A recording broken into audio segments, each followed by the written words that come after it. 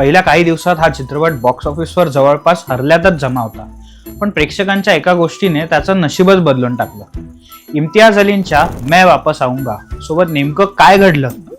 दिग्दर्शक इम्तियाज अली यांचा मैं वापस आऊंगा हा चित्रपट प्रदर्शित झाल्यानंतर सुरुवातीच्या काही दिवसात अपेक्षित कमाई करू शकला नाही. त्यामुळे अनेकांना हा चित्रपट बॉक्स ऑफिसवर मागे पडणार असल्याचा अंदाज व्यक्त केला. पण त्यानंतर घडलं काहीतरी वेगळंच.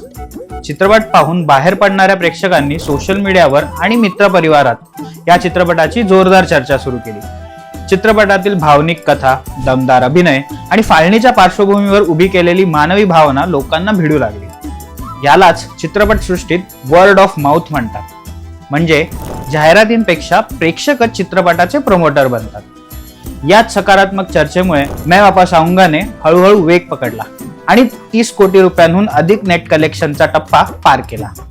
आज अनेक समीक्षक आणि प्रेक्षक हा चित्रपट केवळ कमाईच्या आकड्यांमुळे नाही तर भावनिक प्रभावामुळे लक्षात ठेवत आहेत. कधी कधी मोठी ओपनिंग नाही तर प्रेक्षकांची खरी पसंतीच एखादा चित्रपट वाचवते. मैं वापस आऊंगा हे त्याचंच एक ताजं उदाहरण म्हणावं लागेल. तुम्ही हा चित्रपट बघितलात का? असेल तर तुमच्या प्रतिक्रिया आम्हाला कमेंट बॉक्समध्ये नक्की सांगा. लाऊड महाराष्ट्रला फॉलो करा आणि सबस्क्राईब करा. धन्यवाद.